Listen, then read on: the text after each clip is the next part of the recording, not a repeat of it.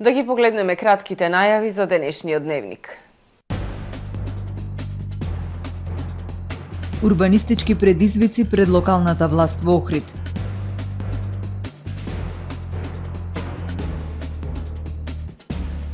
Туристичките агенции бараат укинување на рестриктивните мерки за влез во државава.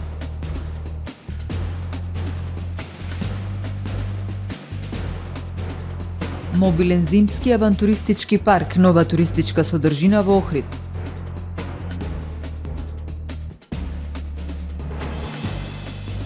Акција по повод недела на солидарност за помош на социјално загрозените граѓани од Охрид и Дебрца.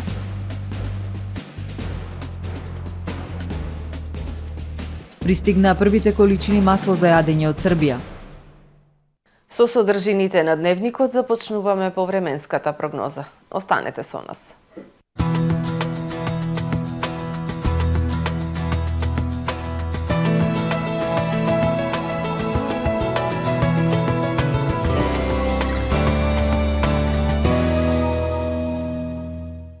Во Охрид денес по студеното утро во текот на денот имавме умерено облачно време со повремени сончеви периоди со пораст на дневната температура на 10 степени Целзиусови.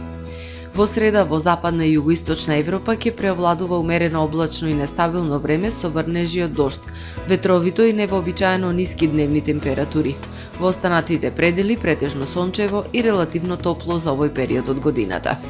Во централните, јужните и источните предели на Балканот утре ќе преовладува умерено облачно и нестабилно време со врнежи од дожд и ветер.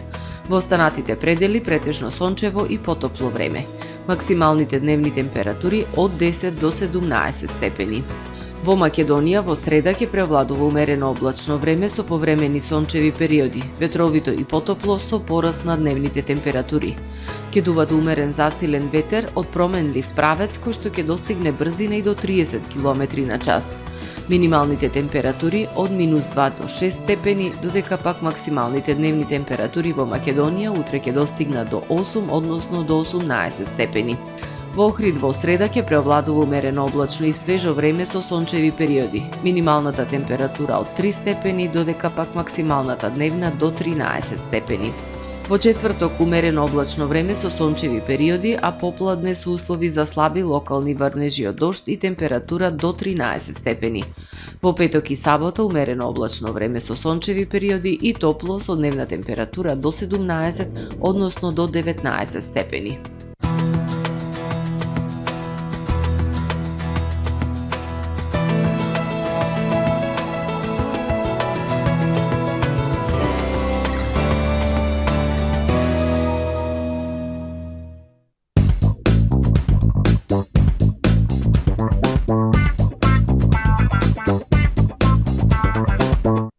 Како да го искористам слободното време за дополнителна заработка?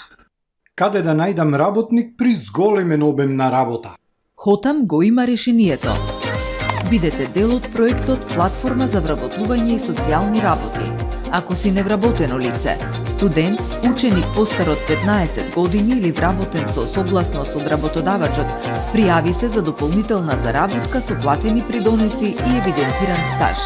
Ако поседувате угостителски објект, изберете работник за краткорочен ангажман за кого проектот ги враќа платените средства за придонеси и персонален данок. Регистрирај се веднаш на hotam.mk. Пролетно чистење со Миса Маркети. Арф крема 450 мл 69 денари. Первол 3 литри 209 денари. Перфето бришач 79 денари. Виледа Сунгер крпа 8 плюс 2 гратис 209 денари. Цилит Бенк 750 мл 119 денари. Бекутан марамици 72 парчиња 65 денари. Пазарете со мерак, ваши Миса Маркети.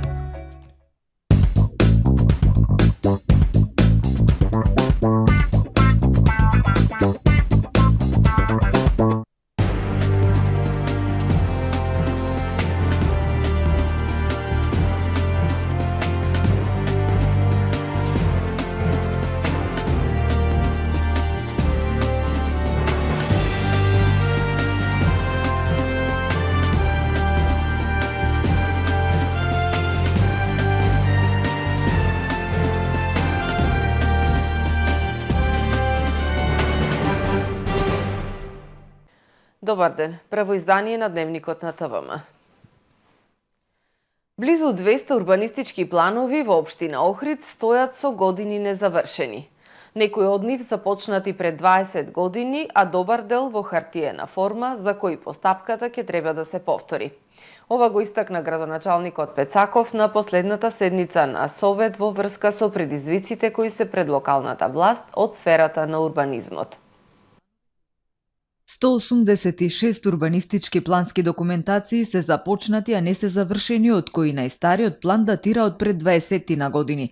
Ова го обелодени градоначалникот на Охрид Кирил Пецаков, одговарајќи на советничко прашање за состојбата со урбанистички планови кои се во фаза на постапување или се во фаза на поднесени иницијативи. Добар дел од урбанистичките планови се во хартиена форма. Разговарајќи со представниците од транспорт и врски, агенција просторно планирање, сме имали доста средби на сосема други теми. Веројатно и неговите почетните, неверојатно неговите почетните кои што започнати се во хартиена форма ќе мора да се почне постапка наново, затоа што не е возможно сето тоа да го вметнат во системот, мислам на хартиената изработка на урбанистичките планови, така да се на се Охрид пред себе имат како град, би рекол, предизвик подносно урбанистичките планови. Деталните урбанистички планови мора да се усогласуваат со планот за управување со Охридскиот регион. Тука се и планот за крајбрежјето и планот за студенчишко блато. Предизвикот во урбанистичката сфера е дотолку поголем ако додадеме дека во последниве 2,5 години имаме изработка, односно урбанизирање на сите села во општина Охрид. Планови кои се некои на средина, некои при крај, а дел уште не се ни почнати, кажа Пецаков. Посочи дека формирана е нова комисија за урбанизам, бидејќи на дел од членовите од претходната им биле истечени овластувањата. Во новата комисија активни ќе бидат и членовите и замениците на дополнети со планери со искуство. Решавањето на проблемите од областа на урбанизмот за граѓаните е наш врвен приоритет, потенцира градоначалникот. Овие планови урбанистички, а и сето она кое што е потребно да поминува преку таа комисија ќе оди многу побрзо и се би добиле динамика со која што граѓаните би биле задоволни подносно урбанизирањето. Охрид има насочна потреба од урбанизирање и воспоставување правила, затоа што години се случувало на овој начин и да имаме 186 планови, точно како што кажав, да се веројатно е стимулирани се тие дивоградби години наназад, кои што дефинитивно не довеле до некако си загрозен статус. Инаку Охрид е еден од градовите кој нема генерален урбанистички план. На последно донесениот ГУП важноста му измина во 2015 година. Проблемите од урбанизмот се решаваат со години парцијално со детални урбанистички плански документации. Неопходно е да се донесе новиот генерален урбанистички план за да се спречат активности кои негативно влијаат врз природното и културното наследство на регионот, но и за целокупниот развој на општината. Туристичките агенции бараат укинување на рестриктивните мерки при влез во државата. Сметаат дека во пресред на великденските, првомајските и рамазанските празници потребно е олеснување на протоколите на граничните премини за туристичко раздвижување и поголеми приходи во туристичкиот сектор, кој е еден од најпогодените изминативе 2 години во пандемијата. Туристичките агенции бараат да се укинат заштитните мерки при влез во државата. Сметаат дека во пресред на великденските, првомајските и рамазанските празници потребно е олеснување на протоколите во поглед на барањето на сертификати за вакцинација или негативен тест со цел да се зголеми бројот на туристи во земјава. Пандемијата стивнува и треба да се следи примерот на голем број земји кои веќе ги укинаа рестриктивните мерки на граничните премини. Што поскоро укинување на мерките кои што се уште на важност за влез во државата. Се уште на важност имаме мерки за вакцинација, значи комплетна вакцинација или PCR тест или антиген тест, што негативно влијае за што повеќе гости да имаме. Укинувањето на протоколите ќе има двоен импакт врз туризмот, ќе придонесе за туристичко раздвижување и поголеми приходи во најпогодениот сектор во пандемијата. Сепак останува еден голем број на луѓе кои што не се вакцинирани или прележале па не се вакцинирале и кои што овие услови ги кочат да не може да патуваат некаде. Тоа значи е обострано, тоа значи укинување на мерките да биде и за доаѓање во Македонија и со тоа од двете страни добиваме повеќе импакт во туризмот. Затоа што и нашите гости кои што сакат, нашите државјани кои што сакат во странство да патуваат, при враќање во Македонија повторно му треба да имаат доказ за вакцинација или тест. И гостите и странските туристи кога доаѓаат повторно треба тест, така што укинувањето е приоритет што мора потхитно да се направи и да имаме што повеќе гости. Пред неколку денови, Комисијата за заразни болести препорача укинување на потврдата за вакцинација за влез во земјава. Предлогот треба да го одобри владата. Мобилен зимски авантуристички парк, нова туристичка содржина во Охрид. Охридските алпинисти ќе ги подучуваат посетителите на безбедност на планина. Набавена е опрема од 30 комплети за зимски авантури. Снегот на Галичица оваа рана пролет искористен за промоција на зимски авантуристички парк. Настанот го организира алпинистичкиот клуб Патагонија заедно со волонтерите од Црвен крст и атлетскиот клуб Охрид трчат, информира Антонио Додески, председател на алпинистичкиот клуб. Појаснува дека станува збор за проект со кој ќе се нуди нова содржина, мобилен зимски авантуристички парк. Охридските алпинисти ќе организираат зимски авантури со соодветна опрема за љубителите на снегот и на места каде што ќе го има во доволни количини. 30 комплети опрема за зимски авантури, дрезги или на англиски познати како snowshoes, направи кои што служат за движење во длабок снег, сетови за проучување на снежната покривка, лавински сонди и слична опрема со која што алпинистите од клубот организираат за разни категории на посетители, туристи, помлади, повозрасни, без разлика, организираат авантури кои што на некој начин се од забавен карактер, меѓутоа може да бидат и од едукативен карактер, особено доколку се организираат како неколку дневни. Алпинистите ќе ги подучуваат посетителите како безбедно да се движат и престојуваат на планина. Исто така ќе се проучува снегот и неговите својства, како да се избегнат опасностите од лавини, ќе се изработуваат снежни засолништа, ќе се учи како да се преживее во снежно невреме, набројува Додески дел од зимските содржини. Споделува и која е целната група на зимскиот авантуристички парк. Наменета е за сите кои што имаат интерес. Значи, во иднина од следната зима алпинистичкиот клуб Патагонија ќе организира вакви активности за ученици, но и за туристи кои што ќе пројават интерес. Значи, ќе го нудиме како содржина, која што пред се ќе се организира во кругот на планинската куќа Спиридон на Галичица. Ќе имаме можност исто така, бидејќи во рамки на проектот беше изграден и планинарски дом во Брежани, во општина Дебарца, да го користиме и тој објект. Опремата за авантуристичкиот парк е набавена во рамките на проектот Нови можности за безбеден авантуристички туризам, кој е финансиран од Европската унија и ИПА програмата за прекогранична соработка со Албанија. Црвениот крст организира хуманитарна собирна акција за обезбедување на помош во храна, средства за лична хигиена и парични средства, која ќе биде наменета за социјално загрозените лица, старите лица и лицата со посебни способности од Охрид и Дебарца, како и бегалците од Украина кои престојуваат во нашиот град. Под мотото Вашиот прилог значајна помош, Црвен крст проведува акција по повод одбележувањето на неделата на солидарност, а со цел подигање на јавната свест за помош и поддршка на ранливото население.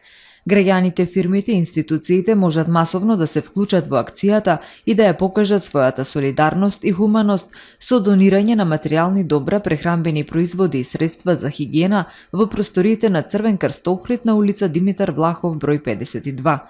Преку донирање на парични средства по 100 денари со повик на телефонските броеви 070 075 или 077 143 400.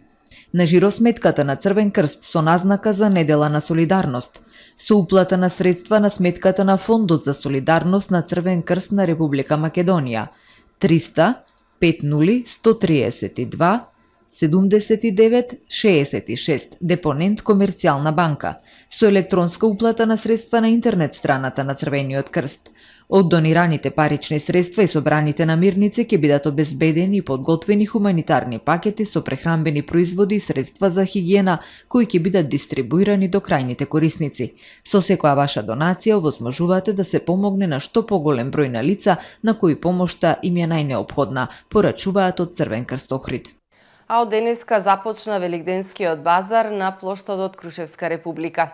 Во рамки на своите хуманитарни активности, а во пресред на Великденските празници, Црвен крст Охрид организира базар кој ќе се реализира до 21 април четврток во периодот од 12 до 15 часот. На овој базар ќе се продаваат изработки од волонтерите од програмата Црвен крст во акција, промоција на хумани вредности и од волонтерите од програмата за грижа за стари лица при Црвен крст Охрид. Средствата собрани од продажбата на овие изработки ќе бидат искористени во рамките на програмата Црвен крст во акција, промоција на хумани вредности за помош на семејствата во социјален ризик. Испорачани првите количини масло за јадење од Србија. Министерот за земјоделство, шумарство и водостопанство Љупчо Николовски соопшти дека денеска се испорачани првите количини масло за јадење од Србија и истите уште утре треба да се најдат во маркетите. Тој уште еднаш апелираше граѓаните да не се грижат и да не трупаат залихи, затоа што, како што рече, масло има во доволни количини. Не се увезува само од Србија, туку и од Русија, Украина и Бугарија. Министерот повтори дека доколку има потреба, покрај предвидените 2 милиони литри, ќе се бара увоз на дополнителни количини масло за јадење од Србија. Да ги погледнеме и вестите од светот. Повеќе од 440 луѓе загинале во невремето во Јужна Африканската република. Околу 50 лица се водат како исчезнати, изјавил Кирил Рамафоса, председател на земјата. Тој прогласи национална катастрофа. Најголем дел од жртвите се во околината на Дурбан, пристаништен град со 3,5 милиони жители кој излегува на Индискиот океан и каде веќе една недела паѓа обилен дожд, предизвикувајќи свлечишта во кои има жртви.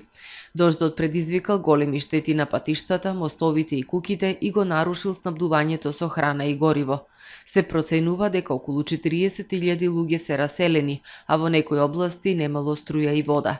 Треба да се направи сеопфатна проценка на економските трошоци од поплавите, но јасно е дека ќе достигне милиарди ранди за реконструкција на инфраструктурата и губење на производството, рече Рамафоса. Американскиот председател Џо Бајден најверојатно нема да го посети Киев, изјави портпаролката на Белата куќа Џен Псаки и покрај притисокот од Украина да го направи тоа. Украинскиот председател Володимир Зеленски го повика Бајден да ја покаже поддршката на САД за борбата против Русија со посета на Киев. Неколку европски лидери веќе го направија тоа и се сретнаа со Зеленски. Лична средба меѓу Бајден и Зеленски може да го отвори патот за нови залихи и американско оружје, како и за дискусии за можно политичко решавање на овој конфликт, изјавил украинскиот министер за надворешни работи. Белата куќа соопшти дека наместо Бајден поверојатно е да испрате висок функционер како државниот секретар Ентони Блинкен или министерот за одбрана Лојд Остин. Во Црна Гора продолжува акцијата која започна со апсењето на поранешната председателка на Врховниот суд Весна Меденица. Приведени се полицајци и цариници под сомнение дека се членови на криминална група, по информации и докази за нивното учество во кривични дела добиени по пат на меѓународна правна помош. Акцијата е спроведена во повеќе градови, меѓу кои Подгорица, Будва и Бар. По распитот на Весна Меденица синоќа и одредена мерка притвор до 72 часа. Таа беше уапсена во неделата на аеродром во Голубовци под сомнение дека сторила 2 кривични дела – создавање криминална организација и противзаконско влијание. Руски авион испратен од Москва да ги земе протераните руски дипломати од Шпанија и Грција бил принуден да лета по обиколна рута и морал да ја заобиколи скоро цела Европа. Вкупната должина на летот изнесувала 15.163 километри, што е скоро колку моментално најдолгиот лет во светот на релација Њујорк-Сингапур. Причина за тоа се санкциите против Русија поради инвазијата на Украина и забраната за летови во Европската Унија. Шпанија и Грција по исклучок дозволиле авионот да влезе во нивниот воздушен простор, но авионот морал да лета околу други земји кои имаат забрана за руски летови, се вели на страницата за следење летови Flight Radar. Почитувани гледачи, тука е крајот на првиот дневник на ТВМ. Ви благодарам што бевте со нас. Пријатно!